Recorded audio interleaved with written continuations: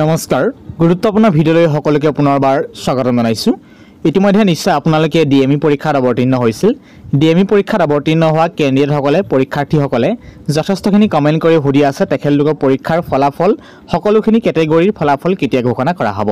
গতিকে আমিতো পোনপটীয়াকৈ কোনো তথ্য দিব নোৱাৰোঁ, তেওঁ বুলি আপোনাক এটা গুৰুত্বপূৰ্ণ এটা সম্ভৱতৰ ডেট আৰু সময় ঘোষণা কৰিবলৈ চেষ্টা কৰিছোঁ কিছুমান এনালাইচিছৰ যোগেদি। গতিকে অনুৰোধ কৰিছোঁ প্লিজ যদি শেষলৈকে চাই থাকিব আৰু কাট অফ কেনেকুৱা পৰ্যায়ত যাব পাৰে, চাকৰি পোৱাৰ সম্ভাৱনা কিমান বেছি, আমি এইটো যে এটা ইনফৰমেশ্যন সমূহ ইনফৰমেশ্যন দিবলৈ চেষ্টা কৰিছোঁ।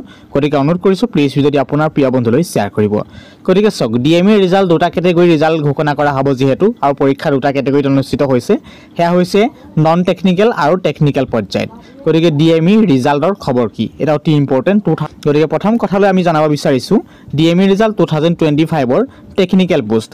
এতিয়া টেকনিকেল পোষ্টত যথেষ্ট সংখ্যক কেণ্ডিডেট আছিল নেকি, বহুতে কমেণ্ট কৰে। গতিকে মই কৈছোঁ যথেষ্ট সংখ্যক কেণ্ডিডেট নাছিল, কিয়নো এই চেণ্টাৰ আছিল মাত্ৰ গুৱাহাটীৰ বচা এক্সাম চেণ্টাৰতহে, মনত ৰাখিব। গতিকে অল অসমত কেতিয়াও এই টেকনিকেল পোষ্টৰ পৰীক্ষা অনুষ্ঠিত হোৱা নাছিল। মিনিমাম আপোনালোকে 2 লাখ বা 1.5 লাখ 1 লাখ মিনিমাম সম্ভৱতঃ কেণ্ডিডেটহে আছিল। সেইবাবে কি কৰিছে, অনলি গুৱাহাটীত বচা চেণ্টাৰত পৰীক্ষা কণ্ডাক্ট কৰা হৈছিল বা পৰীক্ষা অনুষ্ঠিত কৰা হৈছিল।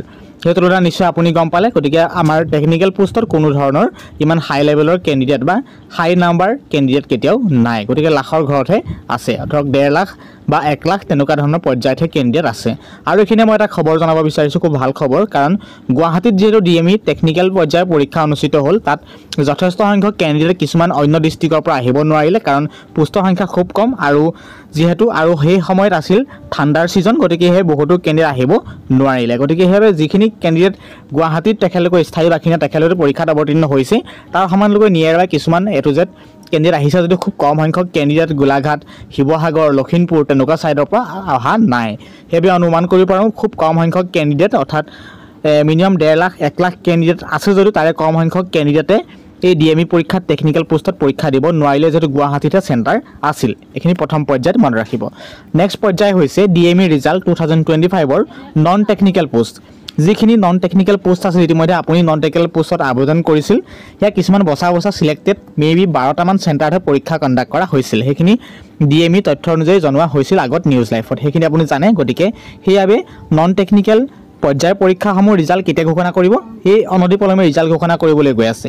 এতিয়া চাব, নন টেকনিকেল পোষ্টৰ কেণ্ডিডেট সংখ্যা যথেষ্টখিনি আমাৰ এডিআইৰ নিচিনা 10 লাখ 8 লাখ 9 লাখ নহয়। যদি 10 লাখ হ'লহেঁতেন বা 12 লাখ 14 লাখ হ'লহেঁতেন, নিশ্চয় অল অসমতে পৰীক্ষাটো কণ্ডাক্ট কৰিব লগা হ'লহেঁতেন। কি কৰিছে আমাৰ অসম গভৰ্ণমেণ্টে, ডিএমই ডিপাৰ্টমেণ্টে কি কৰিছে, ৰিক্ৰুইটমেণ্টে মাত্ৰ বচা চিলেক্টেড অল অসমত 12টামান 15টামান চেণ্টাৰতহে পৰীক্ষা কণ্ডাক্ট কৰিছে। সেইটো কথা মনত ৰাখিব। গতিকে এতিয়া কথা হ'ল ডিএমইৰ ৰিজাল্ট নন টেকনিকেল আৰু টেকনিকেল পোষ্টৰ ফলাফল কেতিয়া ঘোষণা কৰিব। এতিয়া চাব, মুখ্যমন্ত্ৰী ডাঙৰীয়াই যিহেতু ঘোষণা কৰি থৈছে অহা 15 জুনৰ পৰা আমাৰ 3rd গ্ৰেড 4th গ্ৰেডৰ স্কিল টেষ্ট ভাইভা অনুষ্ঠিত হ'বলৈ গৈ আছে, আৰু তাতে যিখিনি এক্সাম ৰিজাল্ট দিছে সেইখিনি তাতে ইনক্লুড হৈ আছে। আৰু কথা হ'ল ডিএমই ৰিজাল্টখিনি কেতিয়া ঘোষণা কৰিব, আমি এটা নিৰ্দিষ্ট অনুমান ডেট লগাব পাৰোঁ। আপোনাৰ মেবি ইতিমধ্যে আমাৰ মে' মাহ চলি আছে, ভিডিঅ'টো বনোৱালৈকে মে' মাহৰ লাষ্টত যদি ৰিজাল্ট দিয়ে ভাল কথা, কিন্তু যদি লাষ্টত ৰিজাল্ট নিদিয়ে 15 জুনৰ ভিতৰত ৰিজাল্ট দিয়াৰ পূৰ্ণ সম্ভাৱনা আছে। যদি 15 জুনৰ ভিতৰত ৰিজাল্ট যদি নিদিয়ে, মিনিমাম তৃতীয় সপ্তাহৰ ভিতৰত বা 18 তাৰিখে 19 তাৰিখে 20 তাৰিখৰ ভিতৰত ৰিজাল্ট দিয়াৰ পূৰ্ণ সম্ভাৱনা আছে বুলি ক'লেও কোনো ভুল কোৱা নহয়। কাৰণ কিয় কৈছোঁ, মুখ্যমন্ত্ৰী ডাঙৰীয়াই ইতিমধ্যে কৈছে যিহেতু ছেপ্টেম্বৰ অক্টোবৰ নৱেম্বৰ তেনেকুৱা মাহতে কমপ্লিট এপইণ্টমেণ্ট দিয়াৰ কথা কৈছে।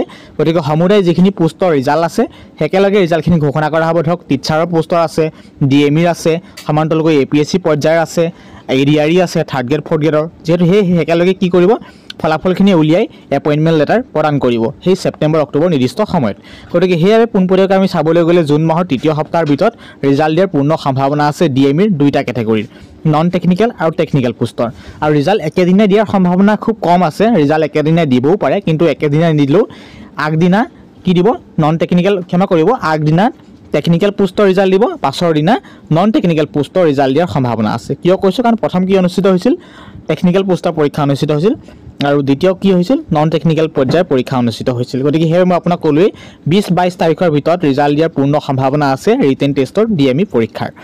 এতিয়া এটা মোস্ট ইম্পৰ্টেণ্ট পইণ্ট জনাব বিচাৰিছোঁ যদি আমাৰ 2 মাহমান বা এমাহ 1.5 মাহ আগত যদি ৰিজাল্টখিনি ঘোষণা কৰিলেহেঁতেন ডিএমিত সৰহসংখ্যক কেণ্ডিডেটে যিহেতু থাৰ্ড গ্ৰেড পৰ্যায়ৰ পৰীক্ষা হয় ডিএমই সেই তাত কি হ'লহেঁতেন সুন্দৰকৈ তেখেতে কম্পিউটাৰ স্কিল টেষ্টৰ বাবে প্ৰিপেৰেশ্যন কৰি থাকিলেহেঁতেন এতিয়া কি হৈছে প্ৰায়ভাগ অসমত বৰ্তমান 30% কেণ্ডিডেটে কোৱালিফাই কৰিম যে ভাবি আছে ডিএমিত আমি 100% কোৱালিফাই কৰিম তেখেতলোকে অহৰ্নিশে কি কৰিছে কোনোবাই টেকনিকেল কোনোবাই কি কৰিছে স্কিল টেষ্টৰ কোচিং কৰিছে কোনোবাই ঘৰতে তেখেতলোকৰ কম্পিউটাৰ লেপটপ আছে তেখেতে ঘৰতে পুৰা ট্ৰাই কৰি আছে কিন্তু 70% কেণ্ডিডেট এনেকুৱা আছে তেখেতলোকে ৰিজাল্টৰ বাবে অধীৰ অপেক্ষা ৰখি আছে তেখেতে কিমান মাৰ্কছ পাব তাত তেখেতৰ কাট অফত চিলেক্ট হ'ব নহয় বাচিব নাবাচিব বা চিলেকশ্যন হ'ব নহ'ব সেইখিনি চিন্তা কৰি বহি আছে গতিকে মই ভাবোঁ ৰিক্ৰুইটমেণ্ট ডিপাৰ্টমেণ্ট এটা চিন্তা কৰিব লাগিছিল যে তেখেতলোকে ৰিজাল্টটো 1.5-2 মাহ থকাৰ আগতে ঘোষণা কৰিব লাগিছিল মে' মাহৰ যদি প্ৰথম পৰ্যায়ত যদি ৰিজাল্ট ঘোষণা কৰিলেহেঁতেন নিশ্চয় এই জুন মাহৰ 28 বা জুলাই মাহত ধুনীয়াকৈ কি পাতিব পাৰিলেহেঁতেন থাৰ্ড গ্ৰেডৰ যিখিনি স্কিল টেষ্ট আছিল সুন্দৰকৈ পাতিব পাৰিলেহেঁতেন বেছিকৈ ডিএমই কথা কৈছোঁ বেলেগৰ কথা কোৱা নাই গতিকে চাবলৈ গ'লে এইবাৰ কেণ্ডিডেটৰ চিলেকশ্যন পৰ্যায়টো অকণমান টান হ'ব কাৰণ এই ডিএমই কেণ্ডিডেটখিনি আকৌ ক'ত আছে সেই এডিআইটো কিছুমান চিলেক্ট হৈ আছে গতিকে সেইবাবে ইমান চিন্তা কৰাৰ প্ৰয়োজন নাই কিছুমান ডিএমিত চিলেক্ট হ'ব ডিএমিত চিলেক্ট নোহোৱাজন এডিআইত চিলেক্ট হ'ব আকৌ লাষ্টত এপইণ্টমেণ্ট কি হ'ব কোনোবাই ডিএমিতে এপইণ্টমেণ্ট আহিব তেখেতলোকৰ আৰু এডিআইটো এপইণ্টমেণ্ট আহিব কি হ'ব অৱশেষত আকৌ পোষ্ট থকাৰো সম্ভাৱনা বেছি আছে বুলি ক'লেও কোনো ভুল কোৱা নহয় যদি পোষ্ট নথকাৰ সুবিধা কৰে চৰকাৰে পৰৱৰ্তী পৰ্যায়ত লক্ষণীয় বিষয় হৈ পৰিব গতিকে আপোনালোকে এটাই ভগৱানৰ ওচৰত প্ৰেয়াৰ কৰক যে আপোনালোকৰ ডিএমিত আপোনালোকে চিলেকশ্যন হ'ব লাগে আপোনালোকে যদি আপুনি 100% নিজকে দি থৈছে মই 100% ডিএমিত চিলেকশ্যন হ'মেই হ'ম তেতিয়া আপুনি কি কৰিব লাগিব আপুনি সুন্দৰকৈ স্কিল টেষ্টৰ বাবে আপুনি অলপ প্ৰেক্টিছ কৰি থাকক এতিয়া আমাৰ অসমত প্ৰতিজন কেণ্ডিডেটৰ হাততো লেপটপ কম্পিউটাৰ নাই গতিকে আপোনালোকৰ নিয়েৰে বাই আপোনাৰ নিশ্চয় কম্পিউটাৰ কোচিং চেণ্টাৰ আছে তাত গৈ আপুনি মাজে সময় আপুনি এটা টেকনিকেল যিখিনি আমাৰ বিশেষকৈ যাৱতীয় কাম আছে সেইখিনি আপুনি সুন্দৰকৈ তাত শিকি থাকক বা প্ৰেক্টিছ কৰি থাকক আৰু আপুনি সুন্দৰকৈ ডিএমিত এটা ভাল পাৰফৰ্মেঞ্চ কৰি এটা সুন্দৰ চাকৰি ল'ব পাৰিব আৰু যিখিনি অনবৰতে চিন্তা কৰিছে ডিএমিত আমি